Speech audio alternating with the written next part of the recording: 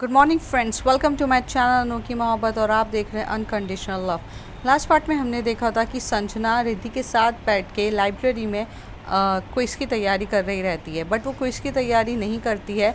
वो तो बस रिद्धि के साथ थोड़ा सा टची टची हो रही रहती है, जिसकी वजह से रिद्धि बहुत ज़्यादा अपसेट हो जाती है और वो ये सोच रही है कि जैसे तैसे ये क्विज़ की तैयारी ख़त्म हो और वो उसे छोड़े।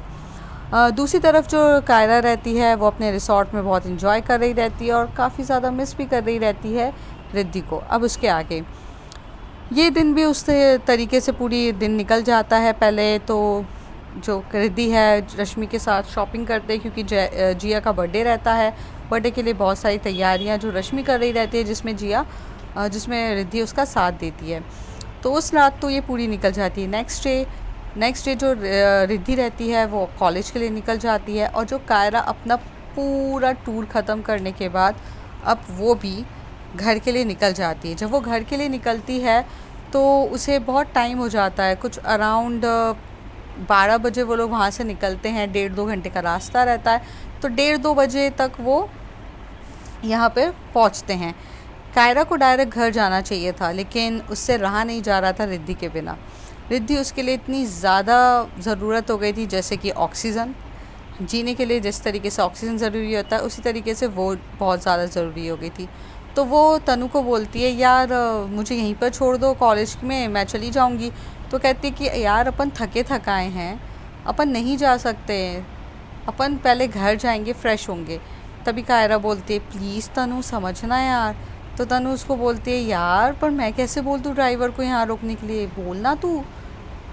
कायरा कहती है। तभी तनु बोलती है, ठीक है भैया जी, यहाँ से थोड़ा सा रोक देंगे, यहाँ पे हमें ना कॉलेज में थोड़ा सा काम है, बाकी 5 मिनट रोकिए, कायरा जाके सामान ले आएगी। कायरा बोलते कि ठीक है। वो फटाक से उतरती है, अपना बैग लेती है और तनु को बोलते है, यार मुझे ना ज़्यादा टाइम लग जाएगा, तुम लोग चले जाओ। पूरे जो ट्रिप के जितने भी लोग होते हैं वो बहुत ज़्यादा कंफ्यूजिंग हो जाते हैं कि इसको घर छोड़ने के लिए तैयार हैं, बट ये घर जाना नहीं चाहती है और यहाँ रुक रही है। ये चीज़ है तो सिर्फ तनु ही जानती थी कि उसका रीज़न क्या है, बट वो भी ऐसे प्रिटेंड करती है कि उसे भी नहीं पता। और जो कायरा रहती है वो फटाक से भागकर चली जाती है। जब वो भागते हुए जाती है, वो भागकर पहले स्टाफ रूम की तरफ जाती है और देखती है। स्टाफ रूम में भी उसे रिद्धि मैम नहीं मिल रही रहती है। फिर वो इधर उधर देखती है, ग्राउंड पे इधर उधर। फिर एक स्टूडेंट से वो पूछती है कि क्या रिद्धि मैम नहीं आई हैं? तो कहते हैं, आई हैं, रिद्धि मैम को तो मैंने देखा था।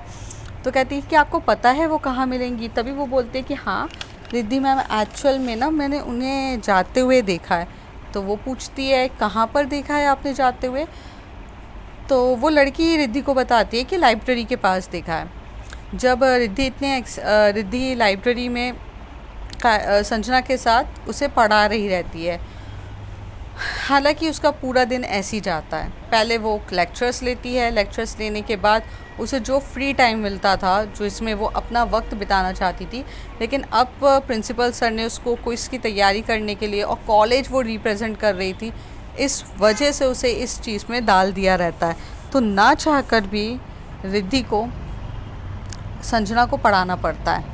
पर वो पढ़ती कहाँ थी, उसे पढ़ने के अलावा बहुत सारी चीज़ें सूझ रही रहती है। रिद्धि का फुल फोकस रहता है संजना को पढ़ाने में, और वो बहुत सारे बुक्स लेकर आती है, जिस बुक्स में ना बहुत सारी चीज़ें रहती हैं जो वो उसको समझा रही रहती है और पढ़ा रही रहती है। कायरा पहले तो लाइब्रेरी में आती है, पर वो देखती है आजू बाजू तो उसे कोई नहीं दिखता है। फिर वो एकदम से भाग कर आती है, लाइब्रेरी के अंदर जाती है, साइड में देखती है, वहाँ पर भी नहीं दिखता है। फिर वो उसी प्लेस पे जाकर देखती है कि जहाँ उसे पता था कि अगर शांति से अगर रिद्धि को पढ़ना है तो वो एक ही कोने पे बैठती है, पर उस कोने पे भी वो नहीं दिख रही रहती है। फिर वो सोचती है कि अगर रिद्धि यहाँ नहीं है तो कहाँ है, लेकिन इस बार रिद्धि एक फ्रंट के मतलब एकदम बैक साइड के फ्रंट पे बैठी रहती है, क्योंकि उसे कोई भी संजना के साथ कोई भी ऐसे चीज़ें नहीं चाहिए, क्योंकि संजना उसे बहुत परेशान करने लगती है। तो वहाँ पे पढ़ रही रहती है। तभी जो संजना है वो एकदम से, रिद्धि जब उसे कर्व के बारे में समझा रही रहती है और एक टॉपिक रहता है जिसको हम इकोनॉमिक्स का टॉपिक रहता है, वो एक बहुत अच्छे से उसको कर्व वगैरह बनाकर उसे सिखा रही रहती है। तभी जो कायरा है वो देख रही रहती है, पर संजना का जो ध्यान रहता है वो टॉपिक पे छोड़कर जो मैम के क्लीवेज की तरफ चला जाता है। ये देखकर तो बहुत ज़्यादा कायरा को इतना गुस्सा आ रहा रहता है कि कोई उसकी गर्लफ्रेंड को इतने गंदे नज़रिए से देखे। हालांकि क्लीवेज इतना डीप नहीं था, लेकिन थोड़ा बहुत तो दिख रहा था, जिसकी वजह से थोड़ा अनकंफर्टेबल तो रिद्धि भी फील कर रही थी, बट वो इतना अवॉइड कर देती है। जैसी कायरा वो हरकत संजना की देखती है तो वो वहाँ से चिल्लाती है, संजना। तभी रिद्धि उसकी तरफ देखती है और वो स्माइल करने लगती है कि कायरा फाइनली आ गई है। तो कायरा का इतना बड़ा गुस्से वाला फेस देख के रिद्धि भी शॉक्ड हो जाती है। रिद्धि भी शॉक्ड हो जाती है कायरा का इतना गुस्से वाला फेस देख के, और वो ये सोचती है, ओह माय गॉड, अगर अब इसने मुझे गलत समझा तो मैं क्या करूँगी मुझे ही नहीं पता। मैं इसको कैसे मनाऊँगी, मेरी कोई गलती नहीं है, मैं इसके साथ नहीं बैठना चाहती हूँ वगैरह चीज़ें इतनी हो जाती है। तभी तभी एकदम से संजना चिल्लाती कि क्या हो गया है कायरा, तुम इतना चिल्ला क्यों रही हो। कायरा कहती है तुम्हारी हरकत की वजह से मैं यहाँ चिल्ला रही हूँ। वहाँ से एकदम से मैम चिल्लाती है कि व्हाट इज़ गोइंग ऑन। आप लोग को पता भी है ये लाइब्रेरी है और आप लोग कैसे शाउट कर रहे हैं। कायरा का इतना बड़ा गुस्से वाला फेस रहता है, वो मैम की तरफ देख के बोलती है, पता है मैम लाइब्रेरी है, पर यहाँ पर और कोई है भी नहीं है सिवाय हम तीन के अलावा। तो अगर मैंने शोर भी कर लिया ना तो कुछ प्रॉब्लम नहीं होनी चाहिए आपको। फ़िलहाल अभी मेरे को बहुत ज़रूरी बात करनी है, मैं आपसे बाद में बात करूँगी। कायरा का ये रूड नेचर, एटीट्यूड वाला, गुस्से वाला देख के रिद्धि अब डर रही थी, क्योंकि रिद्धि को ये बात का डर लग रहा था कि यार मैंने कुछ किया नहीं है, लेकिन मैं फंस गई तो अब तो गई। वहाँ पर मैम कहती है, कितनी बदतमीज़ हो तुम, किस तरीके से मुझसे बात कर रही हो। तो वो कहती है, हाँ बदतमीज़ हूँ, आपको प्रॉब्लम है प्रिंसिपल ऑफिस में जाकर आप कंप्लेंट कर सकती हैं। कायरा ऐसे बोल के मैम को बोल देती है। तभी जो मैम होती है वो गुस्से से जा ही रही रहती है, तभी रिद्धि वहाँ पर जाती है, मैम को कहती है कि मैम प्लीज़ थोड़ा शांत हो जाइए, वो कायरा थोड़ी सी गुस्से में, मैम थोड़ा सा इशू हो गया है, आप प्लीज़ उसकी बात को माइंड मत करिए। तभी वो मैम कहती है कि क्या माइंड नहीं करूँ रिद्धि, आप टीचर हो, आपको पता है किस बदतमीज़ी से ये एक टीचर से बात कर रही है। तो कहती है, मैं जानती हूँ मैम, लेकिन मैं सॉरी बोल रही हूँ ma'am, please I am really sorry for that ma'am, please मेरी बात समझिए। ऐसे करके जो रिद्धि रहती है वो जो मैम को लेके साइड में चली जाती है, उन्हें मनाने लगती है, क्योंकि टीचर रहती है वो, और उसके साथ मिसबिहेवियर आखिर कायरा ने किया रहता है। कायरा एकदम से गुस्से से संजना की तरफ आती है और कहती है कि तुमने मेरी गर्लफ्रेंड की तरफ इतने गंदे नज़र से देखा भी कैसे। तुम्हें पता है ना वो टीचर है, तुम्हें सिर्फ पढ़ाने के लिए यहाँ पर आई है, और तुम इतने गंदी नज़र डाल रही हो उसके ऊपर। संजना उसी तरफ और एटीट्यूड में आके बोलती है, कहती हमने नज़र गंदी डाली है, हमने हमने तो कुछ नहीं किया, हम तो बस शांति से उनके साथ बैठ के पढ़ाई कर रहे थे, और आपने ऐसा क्या देख लिया है जो आप इतना ज़्यादा गुस्सा हो रही हैं। और आपने कुछ ये कहा कि आप गर्लफ्रेंड है, वो कब हुआ। कायरा का गुस्सा इतना ज़्यादा तेज़ होता है, वो आगे आके बोलती है, हाँ है गर्लफ्रेंड, हूँ मैं उनकी गर्लफ्रेंड, और वो मेरी गर्लफ्रेंड है। पहली बता रही हूँ क्योंकि मैं डे वन से जानती हूँ कि तुम मेरी गर्लफ्रेंड को हिट ऑन कर रही हो। एक बात याद रखो संजना, रिद्धि सिर्फ और सिर्फ मेरी है और मैं रिद्धि की, हमारे बीच में कोई तीसरा नहीं आ सकता, और तुम तो बिल्कुल भी नहीं आ सकती हो। ये बात ध्यान रख लो और अपने दिमाग में बिठा लो, मेरी रिद्धि पे लाइन मारना बंद करो। संजना कहती है, ओ तुम्हारी रिद्धि, ओ हमें किसी पे लाइन मारने की ज़रूरत नहीं है, हम जिसको पसंद कर लेते हैं ना हम उसे पाकर रहते हैं। अब हमें रिद्धि पसंद आ गई है, और रिद्धि को हम भी पसंद बहुत जल्दी आ जाएंगे। आप में दम है तो आप रोक के बता दीजिए, हमें तो रिद्धि बहुत पसंद है। ऐसे कह के ये दोनों के बीच में ना आर्ग्यूमेंट्स होने लगती है। वहाँ पर इन लोग की आर्ग्यूमेंट्स बढ़ती जा रही रहती है, बढ़ती जा रही रहती है। कायरा को इतनी जम के गुस्सा आ जाता है कि वो संजना के मुंह पे थप्पड़ मार देती है। वो बात नहीं कर पाती। और जब संजना को गुस्सा आ रहा रहता है तो वो थप्पड़ मारने ही जा रही रहती है, तो दोनों मैम बीच में आके एक दूसरे को रोक लेती हैं। रिद्धि कायरा को रोकती है और जो संजना है उसे लाइब्रेरी टीचर रोक रही रहती हैं। तभी लाइब्रेरी टीचर कहती है कि मैडम ये चल क्या रहा है यहाँ पर इन दोनों के बीच में, क्या चल रहा है। तभी वो बोलती कि मुझे मुझे नहीं पता मैडम, मैं भी यहाँ पर हूँ, मैं देखती हूँ। जो रिद्धि रहती है वो कायरा को एकदम से हाथ पकड़ के खींच के लाइब्रेरी से बाहर लेके जाती हैं। लाइब्रेरी से बाहर लेकर जाती हैं, एक साइलेंट सी जगह पर लेकर जाती है, जो एक ओपन गार्डन रहता है, मतलब ग्राउंड रहता है, और वहाँ पर जाके खड़ा करके बोलती है कि क्या हुआ है आपको, आप इतना ज़्यादा गुस्सा क्यों कर रही हो। तभी कायरा बोलती है मैं गुस्सा कर रही हूँ, do you know what she is doing with you, दिखाई नहीं देता आपको। पता है मैं आप पे गुस्सा भी करना चाहती हूँ, लेकिन गुस्सा नहीं करूँगी मैं, क्योंकि मुझे पता है कि मैंने बहुत टाइम पे गुस्सा करके सिर्फ अपना रिलेशन ख़राब किया है। मुझे पता है आप गलत नहीं हो, आप आपने कुछ गलत नहीं किया है, लेकिन वो जो हरकत कर रही थी वो गलत थी। रिद्धि थोड़ा सा रिलैक्स होती है कि ये सोचकर कि फाइनली उस पर तो वो गुस्सा नहीं कर रही है और समझ रही है। तो वो कहती है उसने क्या किया एकदम से जो आपने उसे थप्पड़ मार दिया। तभी वो कहती है कि do you know she was looking at your cleavage, आपकी क्लीवेज पे वो ध्यान दे रही थी जब आप पढ़ा रहे थे उसको। आप पे कोई गंदी नज़र डाले ये मुझे पसंद नहीं है। Riddhi, I am madly in love with you, okay, I am not joking at that moment. मजाक नहीं है मेरी मोहब्बत। और एक बात मुझे बताएंगी आप उसे पढ़ा क्यों रहे थे, जबकि मैंने आपको बोला था कि आपको उससे दूर रहना चाहिए, आप उसे क्यों पढ़ा रहे थे, और वो भी मेरे एब्सेंस में। मैं थोड़े दिन के लिए क्या गई रिसोर्ट में, आपने उसके साथ किया। मुझे पता है आपका इंटेंशन गलत नहीं होगा, लेकिन क्या क्या क्यों।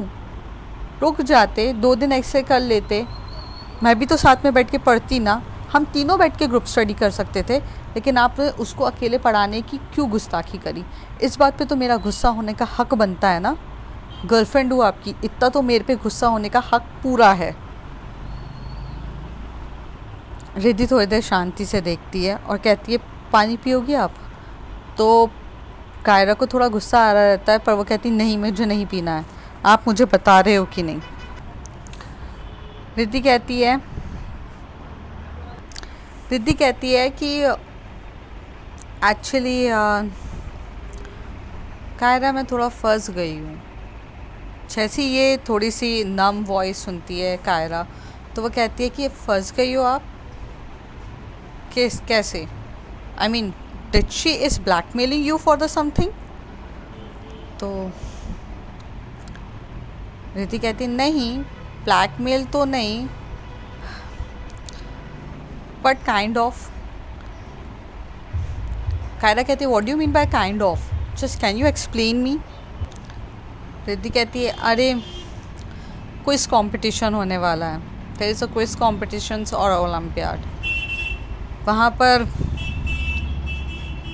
संजना ने पार्टिसिपेट किया है, और पार्टिसिपेट करने के लिए उसे हमारे मीन्स हमारी यूनिवर्सिटी को, हमारे कॉलेज को वो इंडिकेट कर रही है। और जब वो हमारे कॉलेज और इन सबको इंडिकेट कर रही है तो उसे बेस्ट से बेस्ट फैकल्टी टीचिंग वगैरह देना हमारा ज़िम्मेदारी है। तो मुझे प्रिंसिपल सर ने इस काम पे लगवा दिया है, और उसने जानबूझ के इकोनॉमिक्स का ही क्विज कंपटीशन ओलंपियाड लिया है। तो अब मुझे ना चाह कर भी उसे पढ़ाना पड़ेगा, जो मैं नहीं पढ़ाना चाहती थी, और यही बात पे मैं फंस गई हूँ। रिद्धि की ये सारी बातें सुनकर जो कायरा है वो उसके पास आती है, उसे बहुत डाइटली हक करती है और कहती है हाँ तो मैं हूँ ना, किसने कहा अकेले पढ़ाना है, साई की तरह आपके साथ चिपकी रहूँगी, उसे आप पे गंदी नज़र तक नहीं आने दूँगी, ये वादा है मेरा आपसे। And I know you don't like her, only you like me ना, तो मैं रहूँगी ना all time. Did she do something in the absence of mind. Riddhi इस सवाल का जवाब देना नहीं चाह रही थी। तभी कायरा थोड़ा सा दूर होती है हक करके और बोलती है मतलब उसने कुछ किया आपके साथ? आप मुझे बताओगे क्या किया उसने? रिद्धि थोड़ी देर तक उसकी आंखों में ही देख रही रहती है कायरा की, क्योंकि वो नहीं चाहती थी। तभी वो कह रही थी कि हाँ उसने थोड़ा बहुत टचिंग करी थी मुझे लाइब्रेरी। तो फिर कायरा को गुस्सा आ जाता है और कायरा अपनी हाथ की मुट्ठी बांध कर कहती है, शी इज़ अ कम्प्लीटली बिच। मैं उसे बता कर रहूँगी, अभी जाके उसका मुंह तोड़ती हूँ। अभी तो मैंने आधा मुंह तोड़ा है ना, अब तो दोनों साइड से मुंह तोड़ूंगी। अभी एक थप्पड़ खाया है ना उसने, पता नहीं मेरे साथ रह के कितने सारे थप्पड़ खाने वाली है वो। आप छोड़िए मुझे, मेरे को जाने दीजिए। तभी जो रिद्धि है वो उसका हाथ पकड़ के बोलती है, अरे यार तुम ना हर टाइम लड़ना क्यों स्टार्ट कर देती हो? इतना पैनिक हो, इतना गुस्सा क्यों होती हो यार? सिचुएशन है, जैसे तैसे है, हैंडल करेंगे ना। शांत हो जाओ ना बच्चा। वैसे ही अभी बहुत सारे इश्यूज़ है और आप कितना थक गए होंगे, आए हो, मैं समझ सकती हूँ। तभी वो हंसते हुए बोलती है, थकी तो नहीं हूँ, बट हाँ थोड़ा सा भूख लगी है। रिद्धि हंसने लगते बोलती, थोड़ी सी भूख लगी है या भूख लगी है? तो कहती है, नहीं थोड़ी सी भूख लगी है। तभी वो दोनों कैंटीन की तरफ जाते हैं और वहाँ पे कुछ खाना ऑर्डर्स करते हैं बहुत सारा। उसी बीच ड्यूरेशन में जिया और रश्मि भी आ जाते हैं और रश्मि और जिया कायरा के बाजू में आके बैठते और कहते कि वाह हाउस योर ट्रिप? तो कहते हैं कि हाँ मेरी ट्रिप अच्छी थी मैम, लेकिन वो रिसोर्ट रियली में बहुत अच्छा था, आप सबको चलना चाहिए। वो resort is very very beautiful, every thing is facility थी वहाँ पर मैम, चलना चाहिए आपको। तो कहती है हाँ हाँ जाएंगे जाएंगे, अभी तो फ़िलहाल शिमला का इतना बड़ा टूर करके आए हैं, तो अभी थोड़ा रिलैक्स हो जान दो, उसके बाद जाएंगे। कितना इन्जॉय किया तुमने? जिया पूछती है। तभी कायरा बोलती है कि हमने बहुत कुछ इन्जॉय किया। और ऐसे ही ये लोग अपने पूरे जो इन्जॉयमेंट्स किए रहते हैं वो सबके बारे में बता रही रहती है। रश्मि थोड़ी देर तक शांति से बैठी रहती है। तभी रिद्धि बोलती कि क्या हो गया? तो कहती है कुछ नहीं यार, बस कुछ नहीं, छोड़ना यार, क्या बात करनी है, ऐसा कुछ नहीं है। रिद्धि को समझ में आ जाता है कि रश्मि इस बार थोड़ी सी ट्रबल में है और किस बात की ट्रबल में है जो वो उसे शेयर नहीं कर रही है, लेकिन वो जानना चाहती थी बट फिर भी वो शेयर नहीं कर रही रहती है। तो रिद्धि यही समझती है कि थोड़ा वक्त देने में ही सब चीज़ की भलाई है और वो वक्त देती है उसे और चली जाती है। ये लोग भी अपनी कैंटीन में सब लोग खा खू के निकलते हैं, फिर वहाँ से निकल रहे रहते हैं। कायरा का एक बहुत बड़ा बैग रहता है जो वो हमेशा वो अपने बैक पे लगाई रहती है, जिसको देखकर ना उसको बहुत टायर्डनेस हो रही रहती है, उसके कंधे बहुत ज़्यादा पेन हो रहे रहते हैं। तो जो रिद्धि है अपना हाथ आगे करके बोलती है कि लाओ बैग मुझे दो, मैं लेती हूँ। तो कहती है नहीं नहीं अच्छा नहीं लगता आप लोग, ये मेरा बैग है, मैं हैंडल कर लूँगी। कायरा कह रही रहती है। तभी रिद्धि कहती है कि पूरी ज़िंदगी भर तुम्हारा बोझ उठाना है, फिर ये इस बैग का क्या है? तो ऐसे ले लेती है। तभी जो कायरा रहती है वो बहुत एक प्यार भरी नज़रों से देख रही रहती है कि सो स्वीट यार, इन्हें मेरी कितनी ज़्यादा फ़िक्र है। तभी उसमें तड़क भड़क डालने के लिए जिया कहती है, अच्छा मतलब कायरा तेरे लिए बोझ है, ठीक है, मुझे लगा तेरी मोहब्बत है। और ऐसे कह के वो रश्मि का हाथ पकड़ के रश्मि की तरफ देख के बोलती चले, और ऐसे बोल के चली जाती है। रिद्धि बस जिया को जाते हुए देख रही रहती है और कह रही रहती है आग लगा कर चली गई। तो जिया भी जैसे अपनी आंखों से कह रही है कि हाँ करके, हाँ। और जैसी एकदम से जो कायरा की तरफ रिद्धि जब देखती है तो कायरा उसकी तरफ देख के बोलती है पोच। तो कहती है नहीं बेबी, पोच बिल्कुल भी नहीं, मैंने ऐसा नहीं था, मेरा कहने का मतलब, मैं क्या करूं? और ऐसे कह रही रहती है कायरा और करीब आके बोलती है बोझ हूँ ना मैं। तो रिद्धि कह रही रहती नहीं नहीं ऐसा कुछ नहीं है। थोड़ी देर में जो कायरा है वो बहुत ज़्यादा करीब आ जाती है रिद्धि के, और वो उसे बस पकड़ने ही वाली रहती है अपनी वेस्ट से, लेकिन उतनी देर में वहाँ पे कुछ स्टूडेंट्स आ जाते हैं जो कायरा और रिद्धि को पहले से जानते थे, इसलिए ये दोनों वहाँ से थोड़ा सा डिस्टेंस करते हैं और चुपचाप वहाँ से निकल जाते हैं। पार्किंग लॉट में जाके, पार्किंग एरिया में जाकर वो जो खड़े रहते हैं, तो रश्मि बोलती है कि मैं छोड़ूं क्या? तो जो रिद्धि है वो कहती है कि नहीं तू जिया के साथ थोड़ा वक्त बिता, मुझे ऐसा लगता है तुझे जिया के साथ थोड़ा वक्त बिताना चाहिए। जिया भी देख रही रहती है क्योंकि रिद्धि और Rashmi they are the best friends, they know each other. तो वो ये जानती थी कि अगर वो जिया के साथ थोड़ा वक्त बिताएगी तो काफ़ी ज़्यादा बेटर फील करेगी और कुछ ऐसी बातें हो सकती है जो वो जिया के साथ ही शेयर करना चाहे, बिकॉज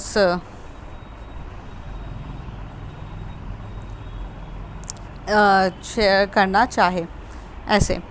तो तभी जो रिद्धि रहती है वो बोलती है कि चाबी मुझे दे दे, कायरा गाड़ी चला लेगी, मुझे घर पे भी छोड़ देगी और तू आके गाड़ी ले जा लेना।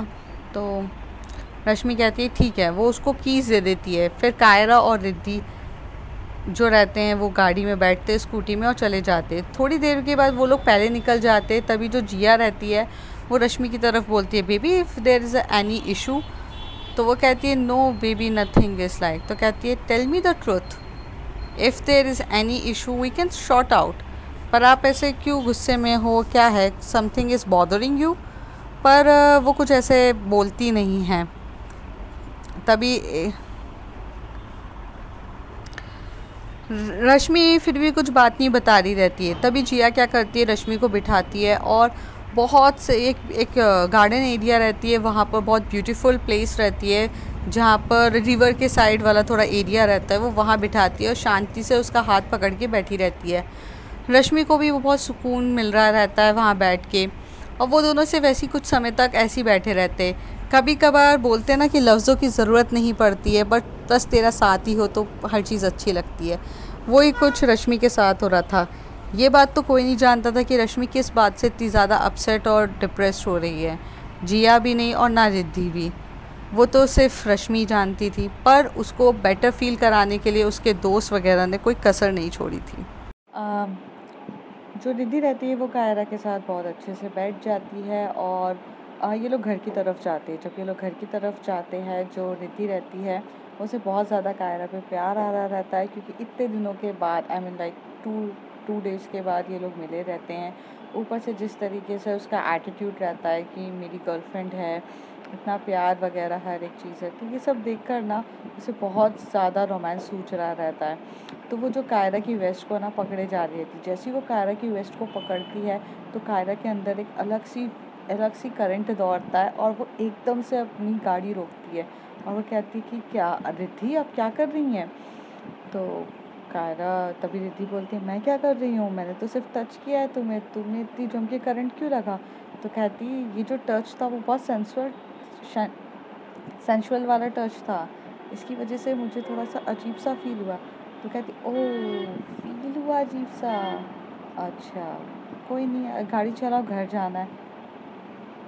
जैसे रिद्धि कहती है वैसे कायरा बोलती है कि हाँ ठीक है हम घर ही तो जा रहे हैं, और ऐसी स्पीड में वो गाड़ी लेके घर की तरफ जा रहे रहते हैं, घर की तरफ जा रहे रहते हैं। तब जब कायरा बहुत ज़्यादा एक्साइटेड हो रही रहती है, क्योंकि इंटेंशनली तो उसे रिद्धि का मूड समझ में आ जाता है ना कि आखिर वो भी उसके साथ कुछ लवी डवी मोमेंट्स बिताना चाहती थी, और ये मोमेंट्स तो वो भी कब से ज़्यादा इंतज़ार कर रही थी इन दिनों के लिए। तो जितना स्पीड में हो सकता था वो उतनी ज़्यादा जल्दी अपनी गाड़ी लेकर जाती। जैसे ही वो जाते हैं तो कायरा रिद्धि के घर पे जाकर कार को पार्क करती है और ये लोग स्पीड में एकदम से अपना लॉक खोलते हैं और अंदर जाते हैं। अंदर जाते से ही डोर लॉक करे बिना ही जो कायरा है वो रिद्धि को पकड़ती है उसकी वेस्ट से और उसे किस करना स्टार्ट कर देती है। वो बहुत ज़्यादा डीपली उसे किस कर रही रहती है। ये आपा खोकर तो रिद्धि भी अपना कंट्रोल खो देती है और वो दोनों किस करते करते कब वहाँ के सोफ़े पे जा गिरते हैं उन्हें भी पता नहीं चलता है, और वो बहुत डीपली एक दूसरे को किस कर रहे रहते हैं सोफ़े पे। उनका किसिंग बहुत ज़्यादा डीप हो रहा रहता है, एक अलग ही सुकून दे रहा रहता है किस करते हुए, और उन्हें बहुत ज़्यादा मज़ा आ रहा रहता है। जो किस करते टाइम जो कायरा है वो एकदम से थोड़ा दूर हटती है और कहती है I really miss you, I miss you so badly. ये देखकर जो कायरा रहती है वो किस पे किस करे जा रही रहती है, दोनों के बीच में लवी डवी मूवमेंट्स हो रहे रहते हैं। कायरा थोड़ा दूर होकर बोलती है कि रूम पर चले। तभी रिद्धि कहती है हाँ चलेंगे, पर कोई आ गया तो थोड़ा सा रुक जाओ। तो कहती है कि रुकना क्यों है? तो कहती है पापा आने वाले होंगे ना। तो कहती है अरे यार, अंकल को भी अभी आना है क्या? तो कहती है हाँ, अब मैं क्या कर सकती हूँ, उनका आने का टाइम हो गया है। देखो ना, टाइम हो चुका है, वो आते ही होंगे। तुम रूम पर जाओ, मैं थोड़ा सा काम करके फिर ऊपर आती हूँ, चलेगा? तो कायरा कहती है नहीं चलेगा ना, मुझे बिल्कुल रहा नहीं जा रहा है। तो कहती है प्लीज़ जान। अब देखते हैं फ्रेंड्स आगे क्या होता है। तब तक के लिए bye bye, take care. If you like my story, like share and subscribe. Thank you.